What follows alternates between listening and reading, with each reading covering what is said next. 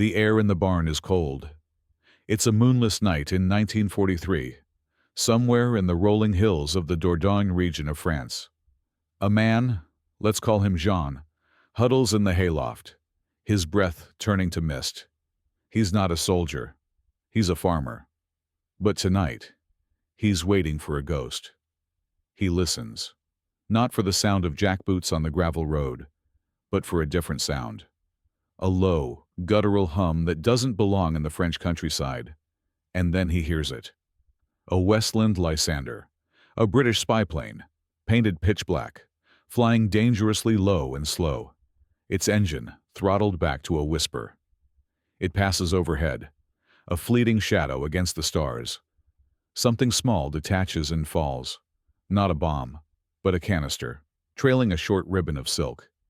It lands with a soft thud in the designated pasture, a sound only Jean is listening for. He waits. 5 minutes, 10, silence. Then he moves. He retrieves the canister, his heart pounding a frantic rhythm against his ribs. Inside, there is no gun, no gold, no radio. There is only a small, tightly sealed oilskin pouch. And inside that pouch is paper. Simple, ordinary paper, covered in typewritten words. This is a direct order from the highest levels of Allied command in London, destined for a resistance leader in Lyon, more than 200 miles away. The problem is, this is occupied France. The country is crawling with German soldiers, secret police, and informants. Every road has a checkpoint. Every train station is watched. Using a radio to confirm receipt of the message is a death sentence. German direction-finding teams can pinpoint a transmitter in minutes. So how do you get this vital, time-sensitive order from this field to that leader? How do you build a command structure for a secret army when every form of modern communication is a trap? The answer is almost insultingly simple, and yet breathtakingly complex. You build a post office. A secret, invisible post office that operates right under the noses of the enemy. A network that relies not on technology, but on the courage of ordinary people. This is the story of that network. It's the story of how the most archaic form of communication, a letter passed from hand to hand, became the most secure and vital weapon in the intelligence war. It's the story of how a clandestine postal service ensured that when the Allies finally stormed the beaches of Normandy, the French resistance was not a scattered collection of brave amateurs, but a coordinated army, ready to rise and strike as one. It was a system built on whispers, forged documents, and bicycle tires, a lifeline of information that the Gestapo could never quite cut. To understand why the Allies had to resort to something as seemingly primitive as a postal service, you have to understand the electronic battlefield of 1943. The airwaves over Europe were a war zone, just as savage as any physical front. The Germans were masters of signals intelligence. Their Funkabwehr, or radio counterintelligence service, had honed its skills to a terrifying edge. They had deployed hundreds of mobile listening posts and direction-finding stations all across France, Belgium, and the Netherlands.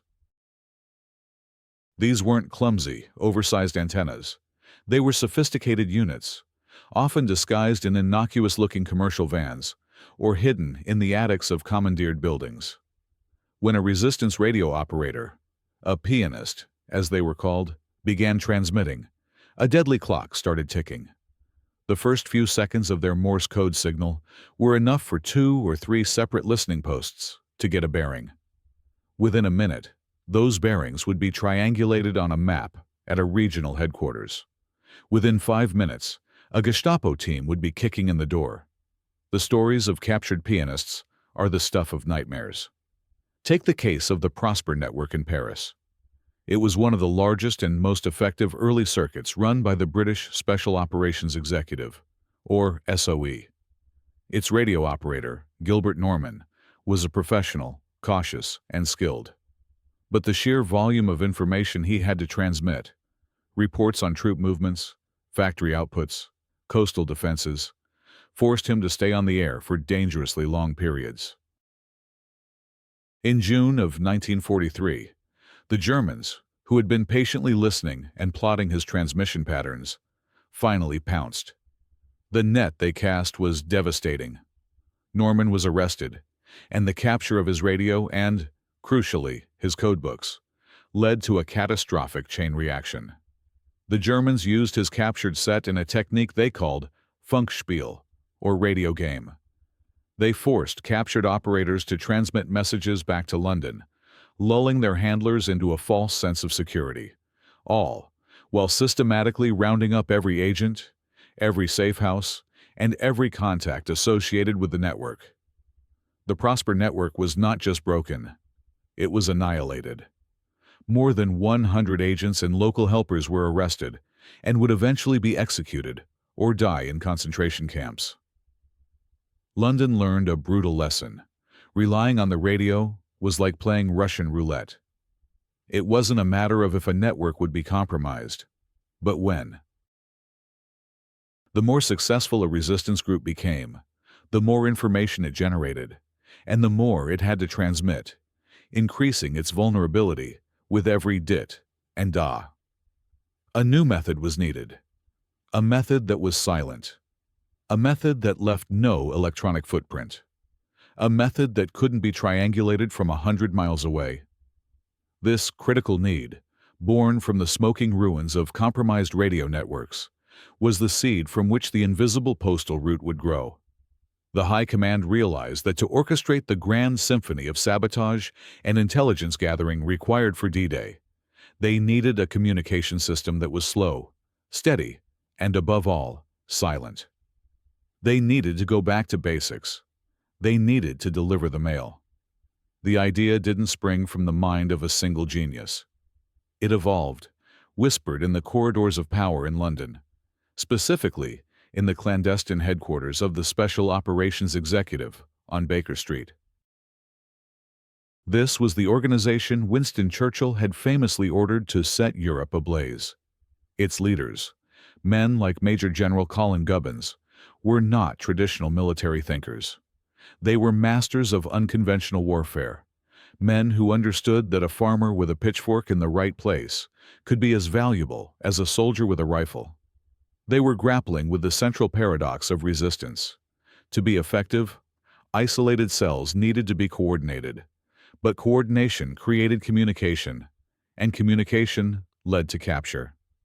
The concept drew inspiration from a different kind of wartime network, the escape lines. Organizations like the famous Comet Line had been smuggling downed Allied airmen out of occupied Europe for years. They operated on a simple but brutally effective principle: compartmentalization. A pilot would be passed from one safe house to the next, guided by a chain of helpers. Each helper knew only their specific link in the chain, the person they received the package from, and the person they delivered it to. They didn't know the pilot's name, the route he had taken, or where he was going next. If one link was broken, if one helper was captured and forced to talk, the damage was contained. The rest of the chain could hopefully remain intact. The planners at SOE looked at this model and asked a simple question. What if the package wasn't a person, but a piece of paper? The idea began to take shape. It wouldn't be an official government postal service, of course. It would be a shadow system, a series of interlocking routes and trusted individuals, a human conveyor belt for information. It was codenamed, with typical British understatement, the Special Mail Service. The first challenge was identifying the right people to run it. This wasn't a job for commandos. The ideal courier was someone who could blend in, someone who looked utterly unremarkable. A housewife going to the market, a student traveling to university, a doctor making his rounds. They needed people with nerves of steel, flawless local knowledge, and a plausible reason for being on the move. The architects of this plan in London were pragmatists. They knew they couldn't run this entire network from across the English Channel. They could provide the training, the equipment, and the initial agents, but the bulk of the network, The capillary system that reached into every town and village had to be built from the ground up, using local French and Belgian patriots. The concept was audacious. They were planning to build a national infrastructure in secret, in a country occupied by a ruthless enemy. It would require experts in forgery to create perfect identity papers, masters of tradecraft to devise methods of concealment, and incredibly brave men and women to be the couriers. The risk was astronomical. A single misplaced document, a single nervous courier giving themselves away at a checkpoint, could compromise not just a mission, but the entire strategic plan for the liberation of Europe. But the alternative, continuing to rely on the radio, was proving to be a suicidal strategy. The decision was made. The special mail service was a go. The ghost post office was about to open for business. Before a single letter could be delivered, the postman had to be trained.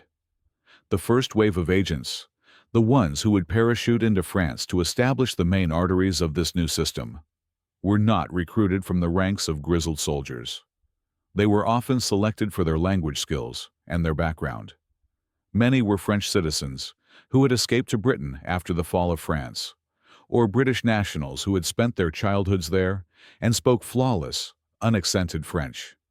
They were academics, journalists, businessmen, and artists. What they had in common was a burning desire to liberate their homeland and a particular kind of courage, not the hot-blooded courage of the battlefield, but the cold, patient courage of the spy. Their training took place in secluded country estates across Britain, far from prying eyes. Places like Arisaig in the Scottish Highlands or Beaulieu in the New Forest. Here, they were stripped of their civilian identities and rebuilt as clandestine operators. The curriculum was a dark art. They learned how to kill a man silently with their bare hands, but more importantly, they learned how to avoid ever having to. They were taught surveillance and counter-surveillance, how to spot a tail, how to use reflections in shop windows to check behind them, how to use a dead letterbox, a pre-arranged hiding place like a loose brick in a wall, to pass messages without ever meeting the recipient. A huge part of their training focused on creating and maintaining a cover story. This was more than just a fake name. It was an entire fictional life. An agent had to know the name of the headmaster of the primary school they supposedly attended, the price of bread in their hometown, the name of the local mayor. They were cross-examined for hours on end by instructors playing the role of Gestapo interrogators, who would try to poke holes in their story, to catch them in a tiny, fatal contradiction. One of the most critical skills was document forgery. While the master forgeries were produced in specialized workshops in London, agents on the ground needed to be able to make their own alterations. They learned how to expertly change the date on a travel permit, how to lift an official stamp from one document and apply it to another using a boiled egg, how to mix their own invisible ink from household chemicals. They memorized train timetables, German military ranks, and the layout of key cities. They were also trained in the mundane, yet vital, details of life in occupied France. They were taught about rationing, curfews, and the correct slang to use. An outdated phrase or a word used only in a different region of France could be a death sentence. They learned to smoke the harsh French cigarettes, to hold their fork in the continental style, to blend in so perfectly that they became invisible. This training was as much psychological as it was physical. The instructors hammered home one core principle: you are alone. Once you are on the ground, you cannot trust anyone who you have not been explicitly ordered to trust. Every friendly face could be an informant. Every knock on the door could be the Gestapo. They were being prepared for a life of constant, gnawing paranoia. At the end of their training, they were given their forged papers, a small kit with a compass and a cyanide pill, and a handshake. Then they would board the Black Lysander, or Halifax bomber, and fly towards the moonless French sky, ready to become the first, vital links in a chain that would stretch from London to the heart of the Third Reich. The concept of a clandestine courier network in occupied Europe was not born in a vacuum. The strategists at the Special Operations Executive had a powerful, tragic, yet inspiring blueprint to study. The escape lines. Primarily, the Comet Line, or Le Réseau Comet. This was an astonishingly brave organization, run mostly by young Belgians and French, dedicated to smuggling stranded Allied airmen from the crash sites in Belgium and France, south through Paris, across the Pyrenees Mountains into neutral Spain, and finally to the British consulate in Gibraltar. The Comet Line was, in essence, a human pipeline, and by studying its methods, its successes, and its devastating failures, SOE learned critical lessons for building its own special mail service. The first and most important lesson was the principle of absolute compartmentalization, or need to know. The founder of the Comet Line, a young Belgian woman named André de Jong, nicknamed Dédé, understood this instinctively. A downed airman, the package, would be moved along a chain of safe houses, farms, and apartments. The family hiding him in Brussels had no idea who would be hiding him in Paris. The guide taking him across the Pyrenees knew nothing of his journey to that point. This structure created firewalls. When the Gestapo inevitably arrested a member of the line, the information they could extract under torture was limited. They might give up the previous link and the next link in the chain, but the rest of the network, hundreds of people long, would remain secure. This was a model of perfect cellular organization that SOE would replicate for its postal routes. A letter from London would be passed along a similar chain, and each courier would only know their immediate predecessor and successor. The second lesson was about the type of people who made the best operatives. The Comet Line wasn't run by super spies. It was run by ordinary people who had a plausible reason to be where they were. Doctors who could travel to visit patients, priests who moved between parishes, and teenage girls who were considered beneath the suspicion of German patrols. Dédé herself was a commercial artist in her early 20s, a cover that allowed her to travel without raising too many eyebrows. This reinforced the SOE's recruitment strategy: find the invisible people, the ones who could move through the landscape without causing a ripple. Finally, the tragic history of the Comet Line provided a brutal education in security. The line was betrayed multiple times, not just by paid informants, but by catastrophic mistakes. The most famous example was the betrayal by the Belgian agent, Victor de Metz, which led to the arrest of hundreds of helpers, including Dédé's own father, Frédéric de Jong, who was later executed. The Germans infiltrated the line, placing their own agents within its ranks. From this, SOE learned the paramount importance of vetting every single recruit, of creating secure communication methods between agents, like coded messages in newspaper classifieds, and of having pre-planned emergency procedures. If a courier missed a rendezvous, they were to be considered compromised, and the entire route immediately shut down and rerouted. The Comet Line proved that a large-scale, clandestine network could operate successfully for years inside enemy territory. It also proved that the cost of a single mistake was measured in lives. The special mail service would be built on this foundation of courage and caution, adapting the lessons learned from smuggling men to the even more delicate task of smuggling information. The package was different, but the danger and the principles of survival were exactly the same. The heart of the entire invisible mail operation wasn't in a dusty French barn, but in a series of quiet, nondescript offices and workshops back in London and the surrounding countryside. This was where the tools of the trade were created, and the level of detail and artistry involved was simply staggering. The most critical item for any agent or courier was their set of identity documents. Without a flawless carte d'identité, travel permits, and ration cards, an agent wouldn't last a day. This was the domain of SOE's Section 9, the forgery department. These were not common criminals.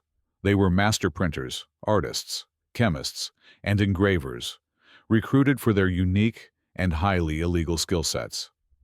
Their task was to create documents that were not just perfect copies, but were indistinguishable from the real thing, even under the intense scrutiny of a suspicious Gestapo officer. The process was painstaking. They would obtain genuine blank documents, often smuggled out of France at great risk.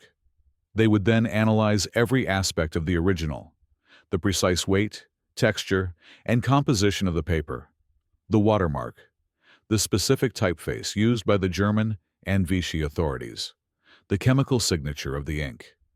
They discovered, for instance, that German government offices used a particular type of paperclip that left a faint rust mark over time.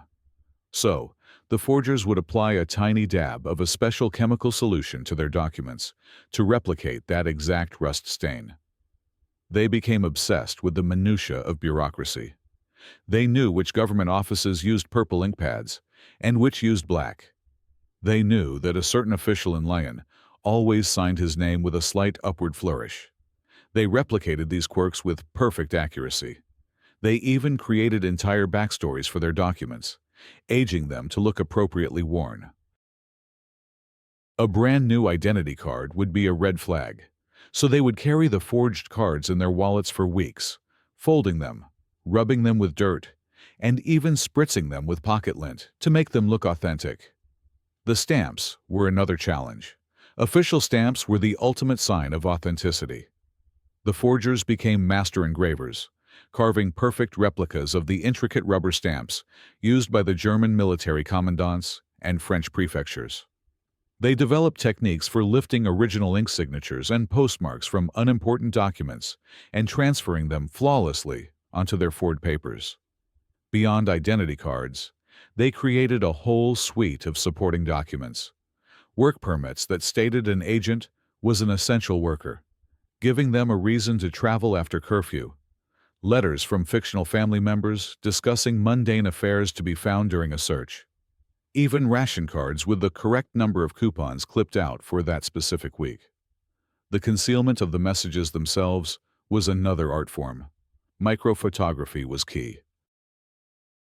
An entire page of typed orders could be photographically reduced to the size of a single dot, a microdot, which could then be hidden as a period at the end of a sentence in an otherwise innocent-looking letter. They developed a range of secret inks, far more sophisticated than the simple lemon juice of schoolboy stories. Some inks were only revealed by a specific chemical developer, while others appeared when the paper was heated to a precise temperature. These tools, the perfect papers, the invisible inks, the microscopic messages, were the lifeblood of the Postal Service. They were the product of a hidden factory of deception, where artists and scientists waged a silent war of paper and ink, giving their couriers the shield of anonymity they needed to walk through the lion's den. The theory was sound, the tools were ready, and the agents were trained. But the first time a plan meets reality is always the moment of maximum danger. The story of the first successful special mail drop is a masterclass in tension and tradecraft. Let's call the agent Etienne. He was a former university lecturer from Paris who had fled to England in 1940. After months of intense SOE training, his moment came on a damp autumn night in 1943. He parachuted into a field near Châteauroux in central France, a region chosen for its flat terrain and active local resistance, the Maquis. His mission was twofold. First, to deliver a set of high-priority orders to a specific resistance leader in Limoges, and second, to establish the first leg of a permanent courier route connecting the rural drop zones to the urban centers. The drop itself was terrifyingly disorienting. One moment he was in the roaring belly of a Halifax bomber, the next he was falling through a silent, black void. He landed hard, rolling to protect the small, precious package strapped to his chest. He quickly buried his parachute and his jumpsuit, transforming from an Allied agent into a French traveling salesman. His cover story. He had a forged identity card, a work permit, and a case full of uninteresting textile samples. Tucked into the false bottom of the case was the oilskin pouch containing the orders. His first rendezvous was with his local contact, a baker in a small village who was part of the reception committee. The recognition signal was absurdly simple. Etienne would enter the shop at precisely 10 in the morning and ask for a type of bread that he knew the baker didn't sell. The baker's correct response was to say he was all out, but to offer a day-old pain de campagne instead. The exchange went flawlessly. The baker gave him the bread, and with it, a bicycle and a train ticket to Limoges. The next phase was the most dangerous. Public transport was the domain of the German Feldgendarmerie, the military police, who conducted random spot checks. Etienne's journey on the slow, regional train to Limoges was a 2-hour ordeal of controlled fear. Every time the carriage door slid open, his heart leaped into his throat. He stared out the window, feigning boredom, his hands resting casually on his sample case. In Limoges, he didn't go directly to the resistance leader. That would be amateurish and suicidal.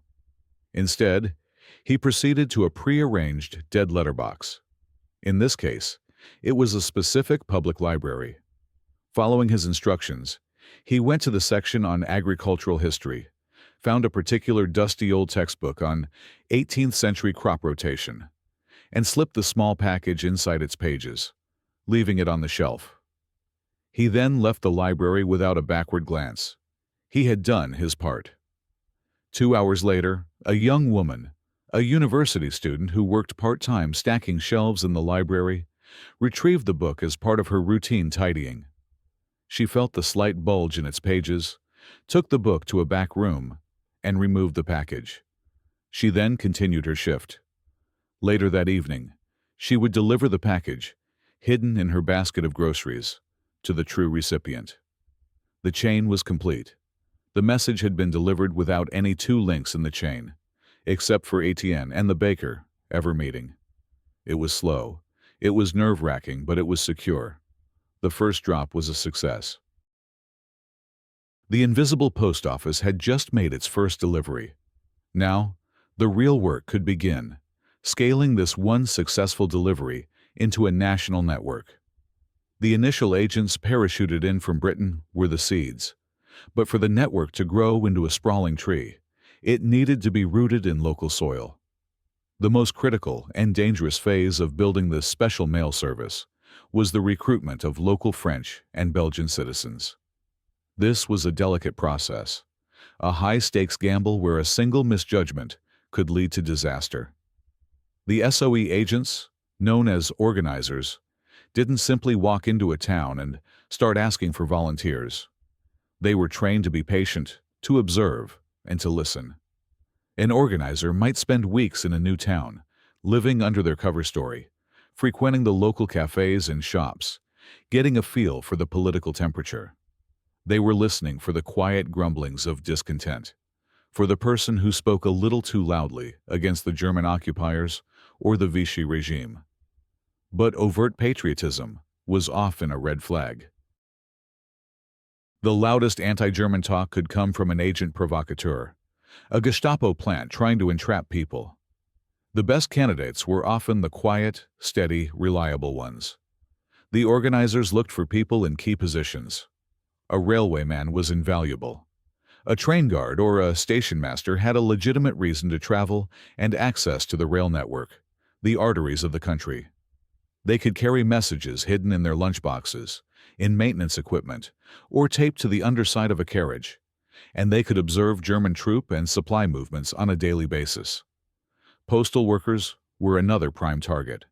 A sorter in a major post office could intercept and divert suspicious letters, or even subtly sabotage German mail. A rural postman on his bicycle could be the perfect courier, his daily rounds providing an ideal cover for visiting farmhouses that served as safe houses or drop-off points. The recruitment process itself was a careful dance of veiled conversation. An organizer might strike up a friendship with a potential recruit, slowly building trust over weeks.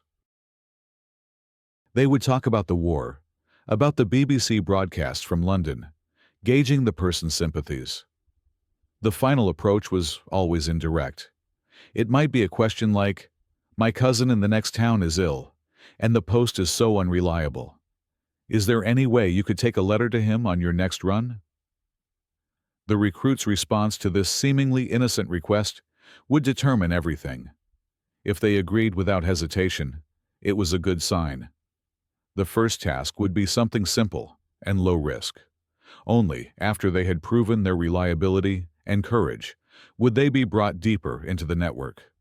The motivations of these local recruits were varied. For many, it was pure patriotism, a burning desire to rid their country of the invaders. For others, it was personal. Perhaps they had lost a family member to the Germans. Some were communists, ideologically opposed to fascism. And for some, though fewer than one might think, there was the promise of payment. The SOE had funds to support its agents and their networks. But the most reliable recruits were the ones who were not in it for the money. They were people like the station master, who risked his life every day, not for gold, but for the belief that his small, clandestine acts were paving the way for liberation. These were the true, unsung heroes of the Postal Service. The thousands of ordinary citizens who turned their daily routines into acts of resistance. To an outsider, it would have looked like a series of random, unconnected events. A cyclist bumps into a pedestrian on a Parisian street, apologizes, and they both go on their way. A lockkeeper on a canal shares a cigarette with the captain of a passing barge. A priest hears a confession in a quiet village church. In reality, these were all meticulously planned handovers in a complex, invisible system. The anatomy of a typical special mail route was a marvel of logistical planning, designed with one overarching principle: to maximize security by minimizing contact. Let's trace the journey of a single, critical message. It begins its life in a London office, where it is typed up, then photographed and reduced to a microdot. This tiny speck is then affixed to an ordinary-looking business letter, perhaps masquerading as a comma or a full stop. The letter is placed in a waterproof pouch and put into a larger canister along with other supplies. That night, the canister is dropped from a bomber over a designated reception zone in rural France. The local Maquis group, alerted by a coded phrase broadcast on the BBC, "The cat has a long tail," or some such nonsense, retrieves the canister. A designated member of the group, let's call him the reception agent, is responsible only for the mail. He knows nothing of the weapons or other supplies in the canister. His job is to get the pouch to the next link. The next morning, this agent cycles to a nearby market town. At a specific cafe, at a specific time, he orders a coffee and leaves his newspaper on the table when he departs. The newspaper contains the business letter. A few minutes later, another person, a woman we'll call the cutout, enters the cafe, sits at the same table, and picks up the forgotten newspaper. She is an intermediary. She doesn't know the reception agent, and she doesn't know the final courier. Her sole purpose is to break the chain, to act as a firewall. Later that day, the cutout goes to the local train station. She buys a ticket and waits on the platform. As the train pulls in, a railway worker, the courier, walks past her, and in a seemingly accidental brush of shoulders, a folded newspaper is passed from her hand to his. The courier, a train guard, hides the letter in a secret compartment inside a do-not-use toilet on the train. The train then travels 150 miles to Paris. In Paris, the courier leaves the train during his scheduled break and goes to a public park. He sits on a specific bench and places the newspaper down beside him. He then gets up and walks away, leaving it behind. Minutes later, a student on his way home from the Sorbonne finds the paper and takes it with him.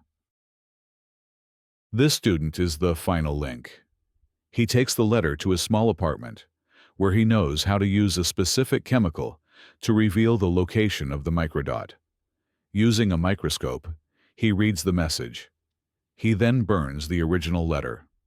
Finally, he writes down the orders on a fresh piece of paper and delivers it, in person, to the head of the Paris Resistance Network, completing a journey of hundreds of miles. Every step was carefully choreographed. Every person was a single, isolated link. The message was passed like a baton in a relay race, but a race where the runners never saw each other's faces. This complex, multi-layered system of drops, cutouts, and couriers was what made the special mail service so resilient to penetration by the enemy. While the Allies were busy building their invisible network, the Germans were not sitting idle. They were engaged in a constant, ruthless hunt for the very resistance cells the Postal Service was designed to support. The primary antagonists in this shadow war were the branches of the German secret state: the Gestapo, secret state police, and the Abwehr, military intelligence, later consolidated under the all-powerful RSHA, or Reich Security Main Office. In France, their operations were chillingly effective, led by notorious figures like SS Hauptsturmführer Klaus Barbie, the infamous Butcher of Lyon. The German counterintelligence strategy was a multi-pronged attack. First, there was brute force and surveillance. Checkpoints were everywhere. Patrols were frequent and unpredictable. They conducted snap raids on entire city blocks, forcing everyone out into the street for identity checks. Their vast network of informants, known as V-Männer, Vertrauensmänner, or men of trust, was their most potent weapon. These were French collaborators, criminals offered clemency, or sometimes captured resistance members who were turned through torture or threats against their families. They would infiltrate resistance groups and report back to their German handlers. The Germans also mastered the art of psychological warfare. They would post notices in every town, listing the names of executed terrorists and warning that for every German soldier killed, 10 French hostages would be shot. This was designed to create an atmosphere of terror and to turn the local population against the resistance, portraying them as troublemakers who only brought suffering. When a courier or agent was captured, the Germans employed systematic and brutal interrogation techniques. At Gestapo headquarters like the infamous Hotel Terminus in Lyon, prisoners were subjected to beatings, electrocution, and waterboarding. The goal was not just to get information, but to break the prisoner's will completely, forcing them to reveal every contact, every safe house, and every password they knew. Klaus Barbie, for example, was personally responsible for the torture and death of Jean Moulin, one of the most senior figures in the French resistance, and Charles de Gaulle's personal envoy.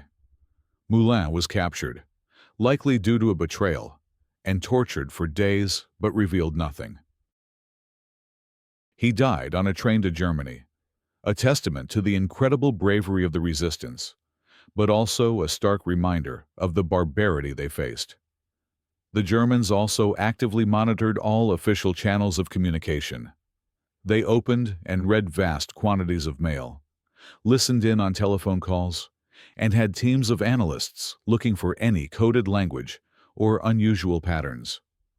This is precisely why the Special Mail Service had to operate completely outside of the official system. It couldn't rely on French postboxes or postmen. It had to create its own parallel universe of communication. This was the ever-present threat that every courier lived with. The knowledge that behind any friendly face could be an informant, and that any checkpoint could be the one that led to a basement in the Hotel Terminus. It was a constant battle of wits and will between the invisible network and the all-seeing eyes of the German security state. The contents of the small, oilskin pouches being moved by the Special Mail Service were far more than just simple orders. The information flowing through this network was the lifeblood of the Allied war effort, providing a level of detail and accuracy that no aerial reconnaissance photo could ever hope to match. In essence, information had become a form of ammunition, and each successful delivery was a strategic victory. One of the most critical types of intelligence moving from France to London was information about the Atlantic Wall. This was Hitler's colossal defensive fortification, a series of bunkers, gun emplacements, and obstacles stretching from Norway to the Spanish border. Allied planners needed to know its exact layout. The couriers of the Invisible Postal Service delivered meticulously hand-drawn maps and blueprints, often sourced by French construction workers who had been conscripted to help build the fortifications. These documents showed the thickness of the concrete, the firing arcs of the machine gun nests, the location of minefields, and the underwater obstacles hidden on the beaches.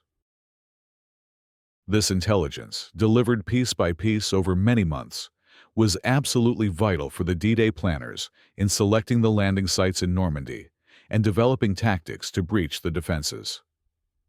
Another crucial flow of information concerned German troop movements. Resistance members working on the railways would count the number of trains heading towards a certain region, noting the types of tanks, artillery, and infantry on board.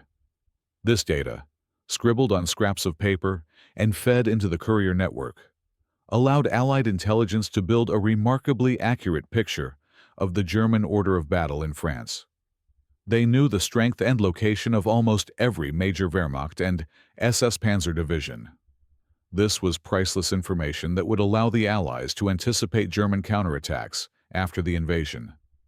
The network also became the primary source of intelligence on Germany's vengeance weapons, the V-1 flying bomb and the V-2 rocket.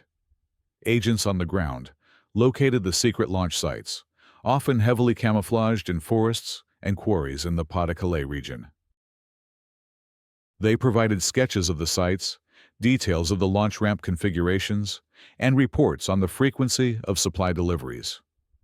This information, rushed to London via the courier network and Lysander pickups, enabled the Allied air forces to launch targeted bombing raids, known as Operation Crossbow, which significantly delayed and disrupted the V-weapon campaign against Britain. The information flow was not just one way. London used the network to send specific instructions and requests back to the resistance.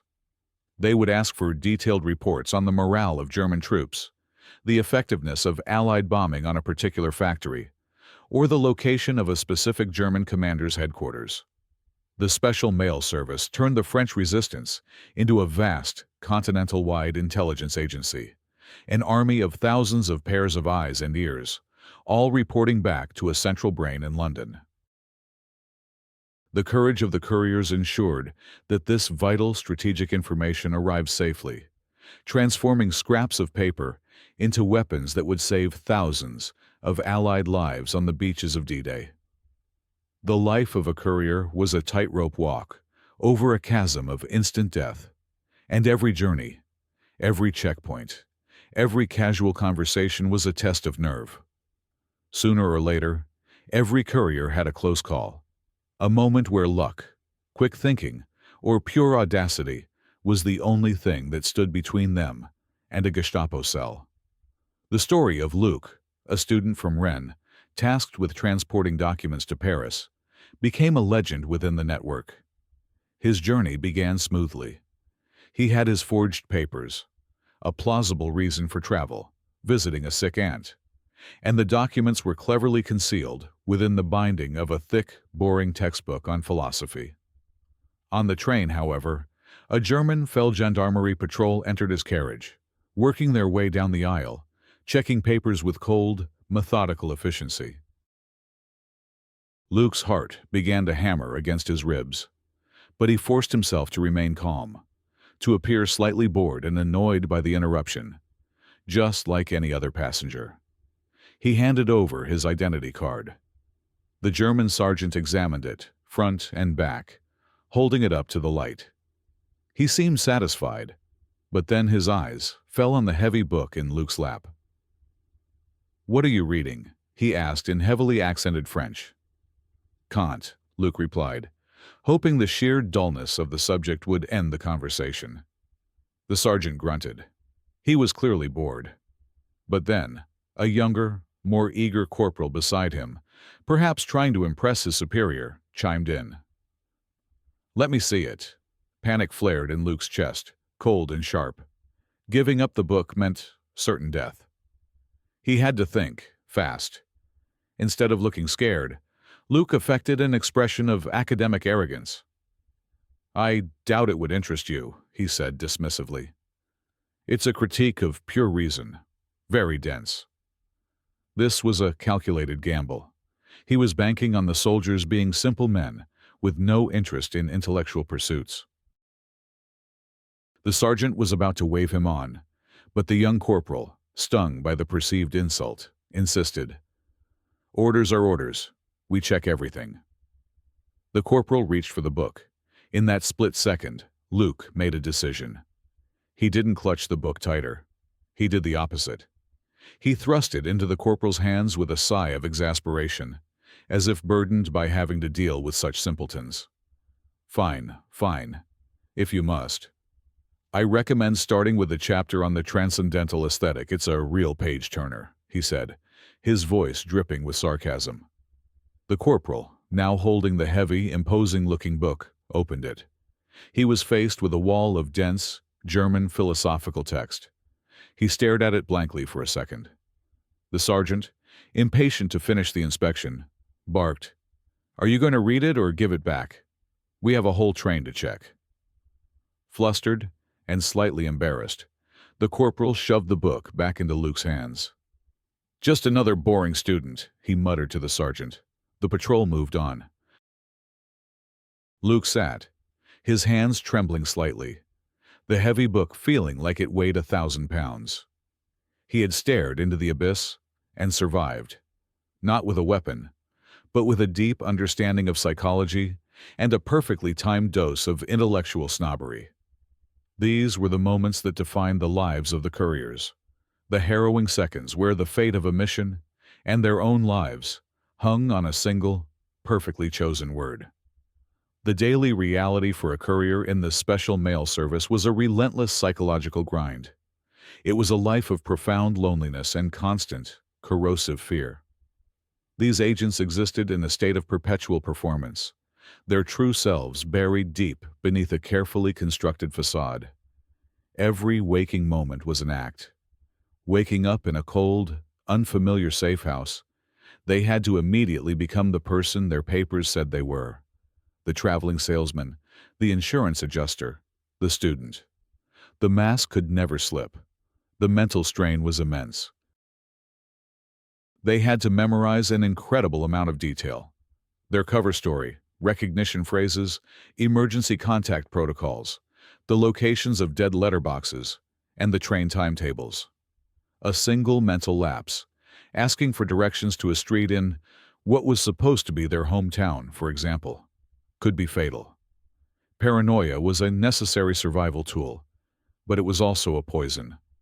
Couriers were trained to trust no one, to see potential threats everywhere. The friendly stranger who struck up a conversation on a train could be a Gestapo informant. The child playing in the street could be an observer. This constant suspicion ate away at them, isolating them from the very people they were trying to liberate. There was no one they could confide in, no one to share the burden with. Their contacts within the network were often just fleeting shadows at a rendezvous, faces they would never see again. They were ghosts moving through their own country. The fear was a physical presence. It was the cold sweat on their palms as they approached a checkpoint, the lurch in their stomach when they heard a knock on the door late at night, the dry mouth when a German soldier looked at them for a second too long. They lived with the constant knowledge that capture meant not just a quick death, but days of systematic torture designed to break their bodies and minds. To cope, they developed mental defenses.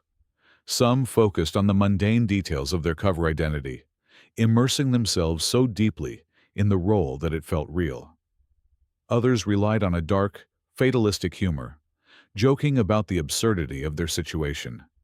Many clung to the ideology that fueled them, be it patriotism, communism, or a simple hatred of the Nazis, as a shield against the fear. The isolation was perhaps the hardest part. They would walk through crowded city streets, surrounded by people, yet be completely alone with their secret. They saw couples laughing, families eating together, and were reminded of the normal life they had given up, a life they might never return to. They were living on a different plane of existence, inhabiting the same space as everyone else, but separated by a wall of silence and deception. This profound psychological toll was the hidden price of their heroism. They were not just risking their lives, they were sacrificing their peace of mind, enduring a mental ordeal that was, in its own way, as brutal as any physical battlefield. In the deeply patriarchal world of the 1940s, the assumption that women were non-combatants, confined to the domestic sphere, was a powerful prejudice. It was also a prejudice that the Special Operations Executive and the resistance movements exploited with lethal effectiveness. Women played a role in this special mail service that was not just important, but absolutely fundamental to its success. Their perceived innocence was their greatest weapon. A German patrol at a checkpoint was far less likely to subject a young woman with a basket of groceries, or an elderly grandmother visiting her family, to the same rigorous search as a military-aged man. Women could move through the occupied territories with a degree of freedom that their male counterparts could only dream of. They were, in many ways, the perfect couriers, hiding in plain sight. They transported documents, weapons, and radio parts, often concealed in the most audacious ways, tucked into a baby's blanket, hidden in the hollowed-out loaves of bread in a shopping basket, or sewn into the lining of their coats. They were masters of blending in, their presence on a train or a bus so natural that it became a form of camouflage. The story of Marie-Madeleine Fourcade is a prime example. She was the leader of the Alliance Intelligence Network, one of the largest and most important in France. She was a young mother in her early 30s, but she commanded a network of over 3,000 agents, directing a massive intelligence-gathering operation that fed a constant stream of information to the British. She was known to her agents only by the code name Hérisson, Hedgehog. She was hunted relentlessly by the Gestapo, escaped capture multiple times, and ran her vast network with incredible courage and skill, all while raising her children. Women also ran the safe houses, the critical nodes of the network. These hébergeurs, or hosts, took the greatest risks of all. They opened their homes to agents on the run, providing them with a hot meal, a place to sleep, and a moment of respite from the constant tension. If a safe house was compromised, the host and their entire family faced immediate arrest and execution. Yet thousands of women, from farm wives to society hostesses, willingly took this risk night after night. They were also often the cutouts, or intermediaries, the crucial firewalls in the communication chain. Their role as shoppers, students, or office workers provided the perfect cover for the brief, seemingly accidental encounters required for a handover. A book left on a park bench, a newspaper exchanged in a cafe. These quiet, unassuming acts, performed by thousands of anonymous women, were the gears that kept the entire machine of the Postal Service running. They were not just helpers or auxiliaries. They were frontline soldiers in the war of shadows. They faced the same risks of torture and death as the men, yet their stories have often been relegated to the footnotes of history. The truth is, without the courage, ingenuity, and unique advantages of its female operatives, the Special Mail Service, and much of the French resistance itself, simply could not have functioned. As the Special Mail Service matured, so did the sophistication of its methods. The couriers were the delivery system, but the letters themselves were masterpieces of clandestine technology, designed to be incomprehensible or invisible to the enemy. The goal was to ensure that even if a courier was captured and their message intercepted, The information it contained would remain secure. At the forefront of this technological arms race was microphotography. German scientists had pioneered the technique, but Allied intelligence perfected its use for espionage. A full-page typewritten document could be photographed using a special camera and lens, reducing its image to a tiny dot, no bigger than the period at the end of this sentence. This microdot was then cleverly hidden. It could be glued over a full stop in an innocuous letter, hidden in the eye of a character on a postcard, or embedded in the emulsion of a photograph. To the naked eye, it was completely invisible. Reading it required a microscope, which was available only at the receiving end of the communication chain. This method was a huge leap forward.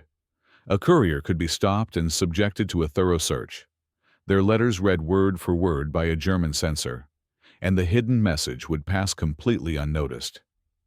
This was information hiding in plain sight.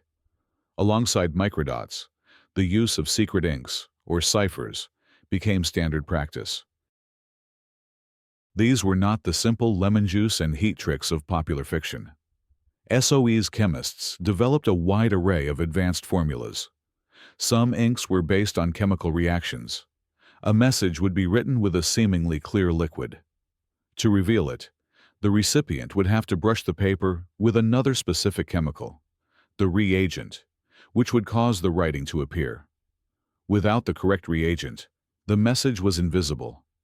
Other systems were even more complex, requiring a sequence of different chemicals to be applied in the correct order.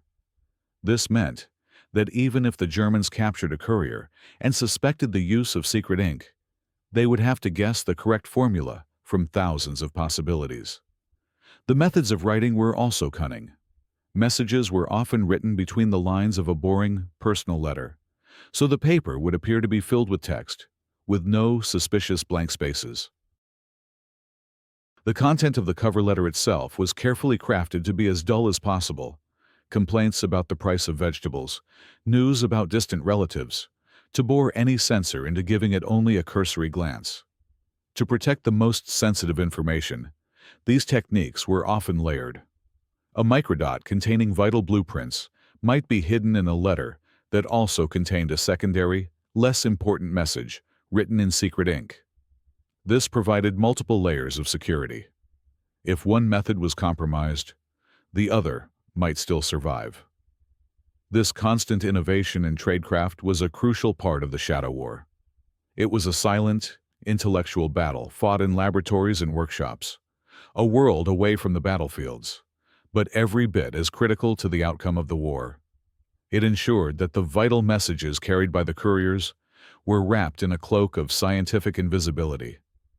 Running a continental-scale secret postal service was not cheap. While the couriers and safe housekeepers were often unpaid patriots, the operation itself required significant funding. Agents needed money for travel, food, and lodging. Bribes had to be paid. Equipment had to be purchased. This created a huge logistical challenge: how to finance a secret army in a country where the economy was tightly controlled by the enemy, and every transaction was scrutinized? The answer lay in a combination of smuggled currency and creative local economics. The primary method of funding was the aerial drop.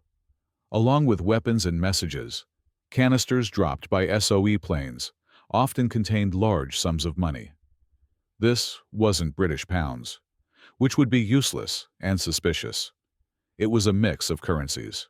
French francs, both pre-war notes, and meticulously forged Vichy-era notes, created by the forgery masters in London, were the most common. But the canisters also often contained gold. Gold sovereigns and louis d'or coins were the universal currency of the black market. They were untraceable, held their value, and could be used to buy anything from food and fuel to the silence of a corrupt official. The distribution of this money was as complex as the distribution of messages. A regional organizer would be responsible for a large budget, which they would then have to launder and distribute to their various networks and sub-networks. This was incredibly dangerous. A person carrying a large amount of cash or gold was an immediate red flag for the Gestapo and local police. The money had to be broken down into smaller amounts and moved discreetly. Agents developed all sorts of ingenious hiding places: false bottoms in suitcases, hollowed-out heels of shoes, and special money belts worn under their clothes. Sometimes, the network would generate its own funds through black market activities, though this was risky as it could attract unwanted attention from both the Germans and the local criminal underworld. A more common method was to rely on sympathizers, wealthy French businessmen, doctors, or landowners who were secretly anti-German. These patrons would make large donations to the cause, providing a crucial source of local, untraceable funds.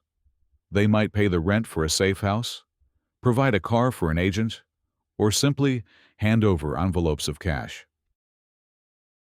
This financial support was the fuel that kept the engine of the resistance running. It paid for the train ticket that got a courier to their destination, the loaf of bread that fed an agent in hiding, and the bribe that convinced a guard to look the other way. The economics of espionage was a dirty, dangerous business, a constant struggle to move and conceal the resources needed to fight a hidden war, proving that even in a battle for freedom, money still mattered. The greatest threat to any clandestine network is not always the enemy on the outside, but the traitor on the inside.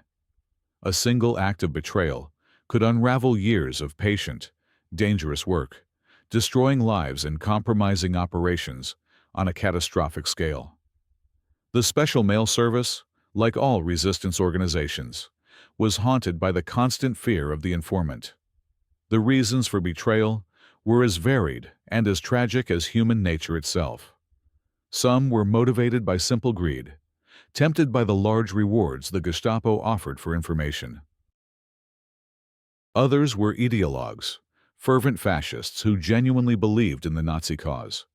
Many were coerced. The Gestapo were masters of leverage. They would arrest a person's child or spouse and offer them a simple, terrible choice: collaborate or watch your family be deported to a concentration camp. And some, perhaps the most pathetic, were driven by jealousy or petty rivalries within the resistance movement itself. The story of the CART network in the south of France is a devastating case study. Led by the charismatic André Girard, CART was a huge intelligence and sabotage network. However, Girard's own security practices were lax, and his trust in his subordinates was sometimes misplaced. A rival within his own organization, resentful of his leadership, became an informant for the Abwehr.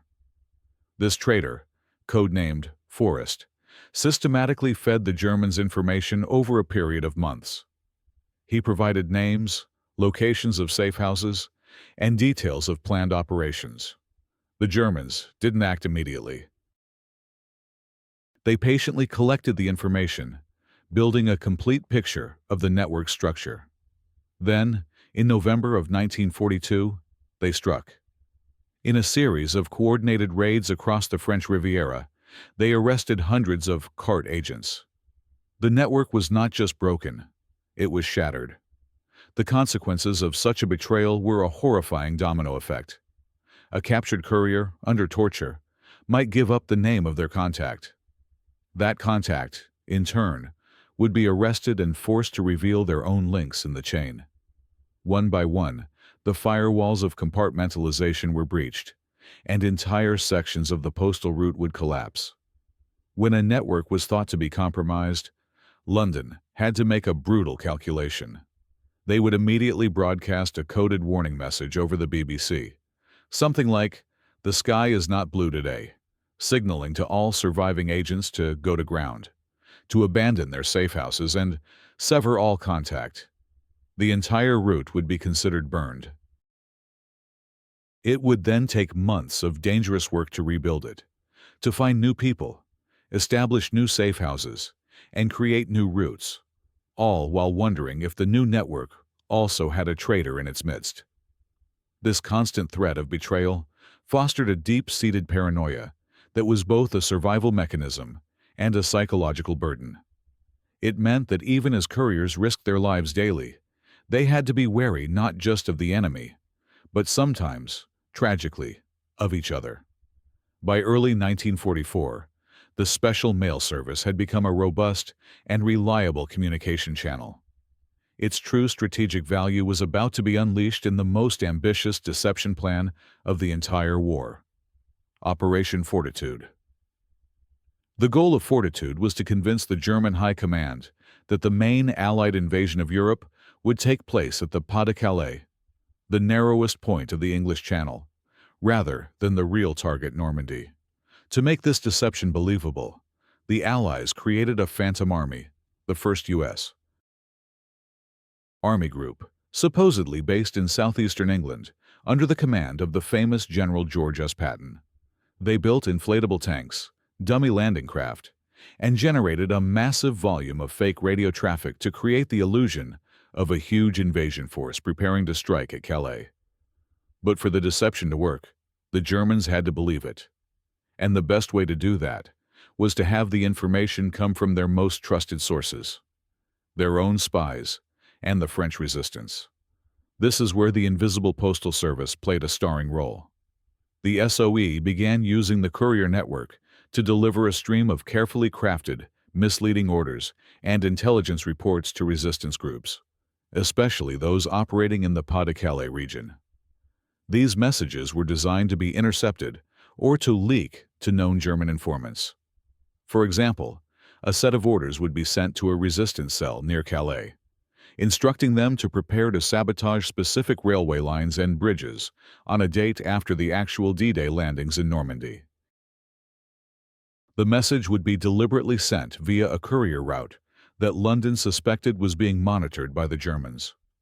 Another tactic was to send requests for highly specific intelligence about the defenses around Calais. Resistance cells would be tasked with providing detailed reports on beach gradients, bunker strengths, and artillery positions in that area. This flood of intelligence requests, all focused on one specific region, was designed to convince German analysts that Calais was undoubtedly the primary target. The Postal Service was also used to activate what was known as the double-cross system. This was a network of German spies in Britain who had been captured and turned by MI5. These double agents would radio false information back to Germany. The Special Mail Service provided a secure, secondary channel to deliver their instructions, and the chicken feed, the mixture of true but harmless information and critical false intelligence, that they were to transmit. Through these channels, the resistance was instructed to carry out real, but minor, acts of sabotage in the Calais region, adding a physical layer to the deception. A small rail line might be cut, or a telephone wire severed. These acts, while having little military value, would be reported back to Berlin as proof that the resistance was preparing the ground for the main invasion. The Special Mail Service became a conduit for lies, a pipeline of deception that flowed directly into the German intelligence apparatus. It helped paint a false picture so convincing that even after the first troops landed on the beaches of Normandy on June 6th, Hitler and his generals remained convinced for several critical weeks that it was merely a diversion, and that the real invasion at Calais was still to come. This kept the powerful 15th Army pinned down in the Pas de Calais, away from the real battlefield, a deception that saved countless Allied lives. In the final weeks and days leading up to June 6, 1944, the Special Mail Service went into overdrive. The network, which had spent years moving intelligence reports and building its infrastructure, was now tasked with its most important mission: delivering the final action orders for a coordinated nationwide uprising to coincide with the Allied landings. This was the moment the entire French resistance had been waiting for. For months, London had been sending messages to the various resistance groups, instructing them on their D-Day objectives. These were detailed plans, codenamed Plan Vert, Green Plan, for sabotaging the railways, Plan Bleu, Blue Plan, for disrupting electricity supplies, and Plan Violet, Violet Plan, for cutting telephone and teleprinter communications. Each group had a specific target: a particular railway bridge, a power station, a bundle of underground cables. The courier network was the only way to deliver these complex, individualized plans securely. The final signal to execute these plans would come via the BBC. The resistance was told to listen for a series of messages personnels, seemingly nonsensical phrases broadcast after the news. The giraffe has a stiff neck, or molasses tomorrow will rustle the almonds. Each phrase was a prearranged code, an activation signal for a specific group or a specific plan. But the BBC broadcast was just the trigger. The detailed what, where, and how had already been delivered by hand, by the couriers of the invisible postal service. The workload on the network was immense. A massive volume of last-minute intelligence updates, revised orders, and caches of explosives and detonators had to be moved across the country. The couriers, knowing that the stakes had never been higher, took ever greater risks. They traveled on roads choked with German military traffic and on trains swarming with security police on high alert. They knew that the Germans were anticipating some kind of action, even if they didn't know where or when the invasion would be. The tension was unbearable. A courier carrying the final sabotage plan for the main railway line south of Caen knew that if they were caught, it wasn't just their own life that was forfeit. The success of a crucial part of the invasion plan was at risk. The network became a nervous system, sending signals from the brain in London to the muscles of the resistance all across France. It was a race against time, a final, frantic push to get every order and every piece of equipment into the right hands before the first Allied soldier set foot on French soil. On the night of June 5th, as the vast invasion fleet sailed towards Normandy, thousands of resistance fighters across France huddled around their radios, listening for their phrase. When they heard it, they didn't need any further instructions. They opened the packages that had been so carefully delivered over the preceding weeks by the silent postman, and under the cover of darkness, they went to work. The invisible network had delivered its final, most important message. Now it was time to see the results. At H hour on D-Day, as the first landing craft hit the beaches of Normandy, a second, secret war erupted all across France. It was the culmination of everything the Special Mail Service had worked towards. The orders so painstakingly delivered by the courier network were now being executed with devastating effect. The results were immediate and chaotic for the German defenders. As German commanders in Normandy screamed for reinforcements, they found that the telephone lines to their superiors in Paris were dead. The underground cables, whose locations had been pinpointed by resistance agents and targeted for destruction via orders from the Postal Service, had been severed. Plan Violet was in full effect. Wehrmacht units trying to move towards the coast found their communications in tatters, forcing them to rely on slow and vulnerable radio messages or motorcycle dispatch riders. Simultaneously, Plan Vert was crippling the French railway system. All over the country, resistance teams, armed with plastic explosives and detonators delivered by the network, blew up railway tracks, destroyed key bridges, and sabotaged switching yards. In the first 24 hours of the invasion, more than 500 railway lines were cut. The elite 2nd SS Panzer Division Das Reich, a formidable fighting force ordered to move from its base near Toulouse to the Normandy front, expected the journey to take 3 days. Instead, it took them nearly 2 weeks.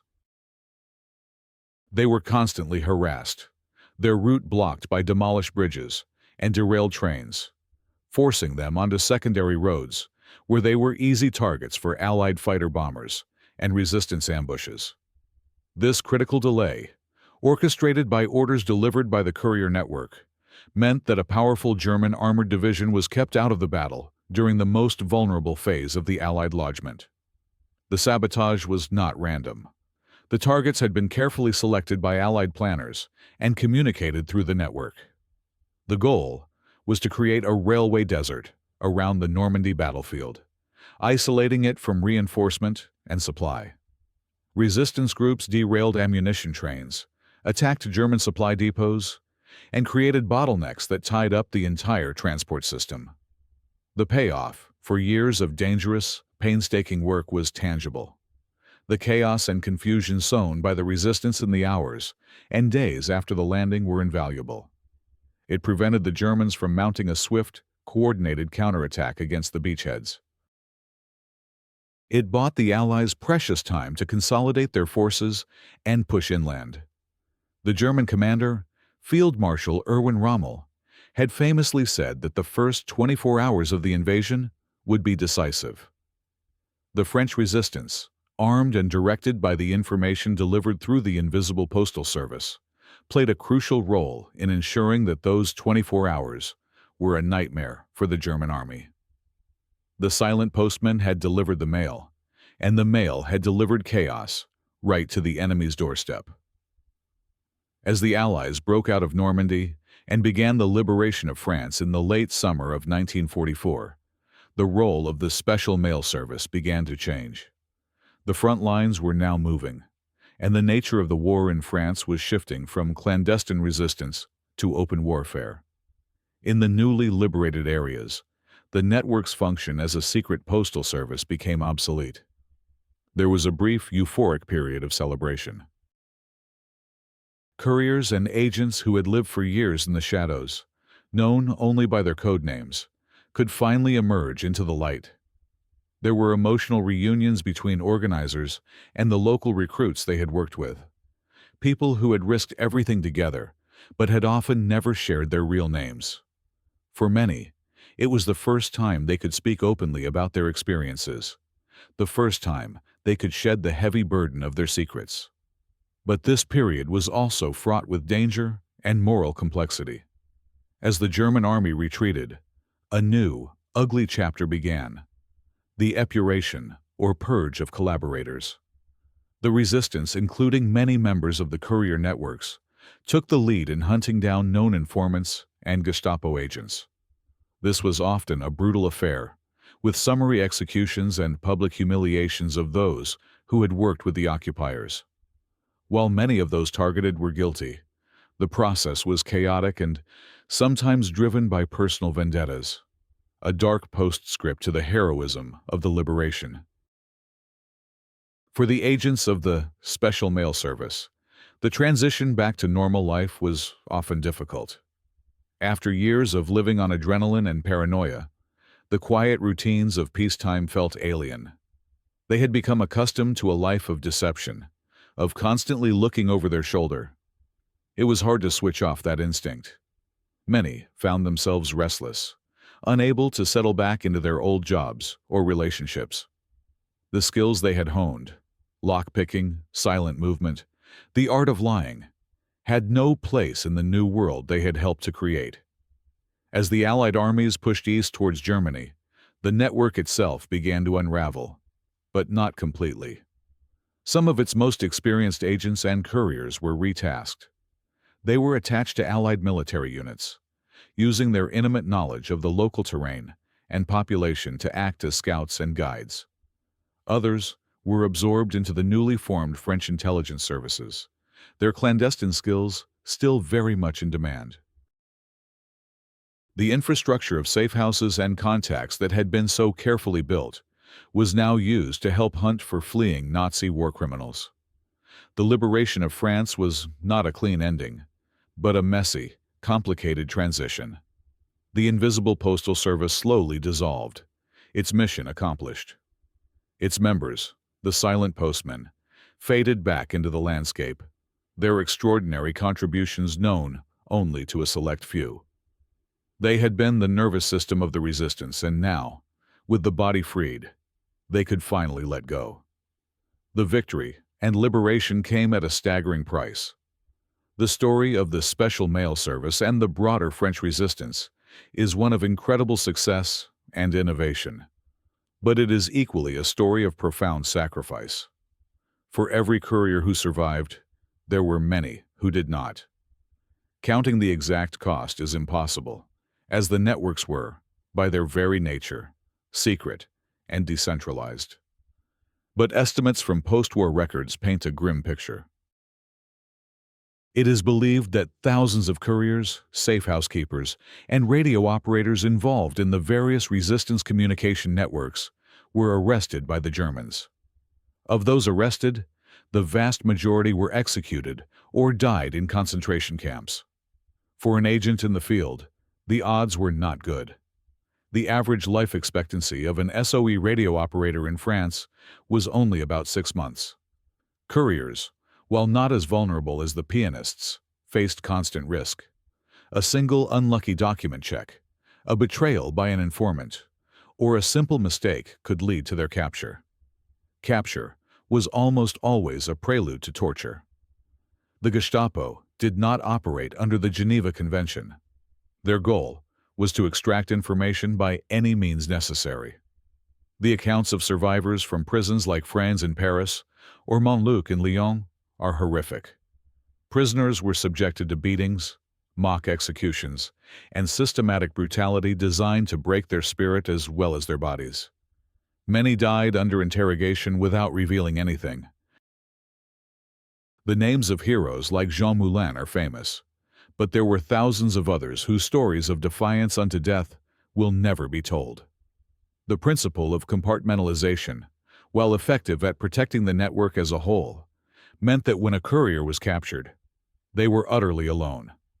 The network they had served would immediately cut them off, assuming them to be compromised. Their fellow agents would change their locations and identities, leaving the captured agent to their fate. It was a brutal but necessary logic of clandestine warfare. Entire networks were sometimes wiped out. The destruction of the Prosper network in 1943 led to the arrest and death of over 100 agents and helpers. Each of these losses was a personal tragedy, a family torn apart, a life cut short. Yet for every agent who fell, there was almost always another volunteer ready to take their place. The resilience of the resistance was remarkable. The human cost was immense. It was paid by ordinary people. The baker who passed on a message, the housewife who hid an agent in her attic, the student who cycled 100 kilometers with orders taped to his skin. They were not seeking glory. They knew the risks. They understood that their contribution would likely go unrecorded and their sacrifice unacknowledged. They did it because they believed it was necessary, paying for the liberation of their country with their lives. The success of the Special Mail Service was built on this foundation of silent, anonymous courage. After the war ended, Allied intelligence officers began the mammoth task of sifting through the captured archives of the Third Reich. In the files of the Gestapo and the Abwehr, they found a fascinating and often frustrating picture of the shadow war as seen from the German side. The post-mortem of the German counterintelligence effort in France revealed a mixture of ruthless efficiency and surprising blind spots. The Germans were exceptionally good at what they called technical intelligence.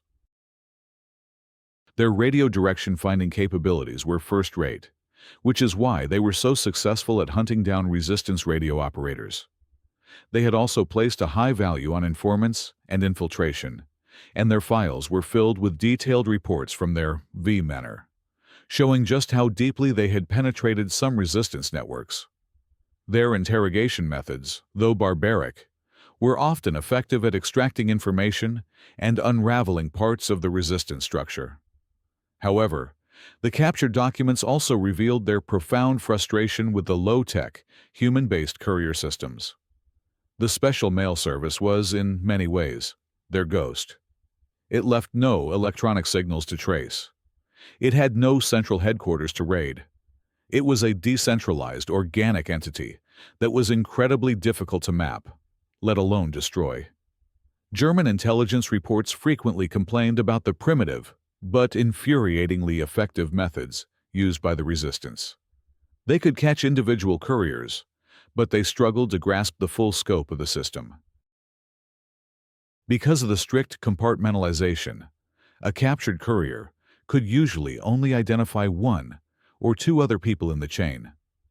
The Germans would act on this information, making arrests, but the network as a whole would simply seal off the breach and reroute the flow of information, healing itself like a living organism. Post-war interrogations of high-ranking Gestapo and Abwehr officers confirmed this. They admitted their astonishment at the scale and discipline of the clandestine communication networks.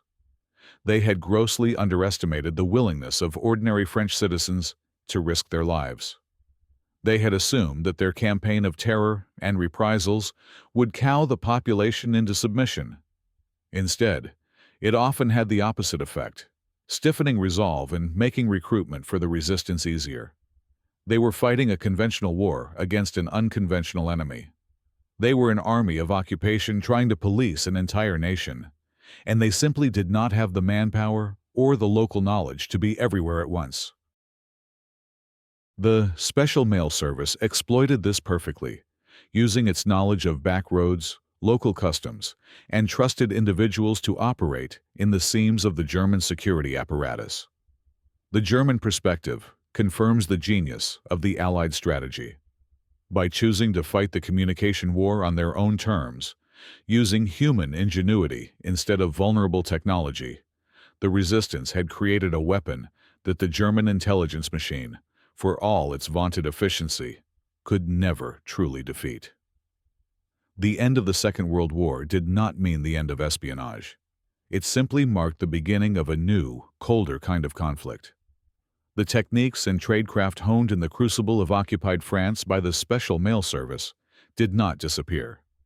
They were refined, adapted, and became the standard operating procedure for the intelligence agencies of the new Cold War era. The legacy of the invisible route was profound and lasting. The core principles of the network, strict compartmentalization, the use of cutouts, and reliance on dead letterboxes, became the bedrock of clandestine operations for both the CIA and the KGB. A CIA case officer handling an agent in Moscow in the 1960s would use the exact same methods to pass messages as an SOE organizer in Lyon in 1943. The concept of a safe house, the importance of a well-rehearsed cover story, and the techniques for detecting surveillance were all lessons learned in France and taught to a new generation of spies at the farm in Virginia and at the KGB's training facilities outside Moscow. The technology evolved, but the human element remained the same. Microdots gave way to microfiche and eventually to encrypted digital messages. But the need for a secure, physical way to pass information when electronic channels were monitored never went away. The brush pass on a crowded street, the chalk mark on a lamppost to signal a drop, the book left on a park bench, these classic spy tropes are not Hollywood inventions. They are the direct descendants of the methods used by the French couriers. The Special Mail Service also demonstrated the immense strategic value of harnessing a local, sympathetic population. This became a key element of Cold War proxy conflicts. Whether it was the CIA supporting the Mujahideen in Afghanistan or the KGB backing communist insurgents in Southeast Asia, the model was the same. Provide training, funding, and equipment to a local force that could operate with an intimacy and legitimacy that an outside power could never achieve. Furthermore, the experience of running these networks provided a generation of leaders for Western intelligence agencies.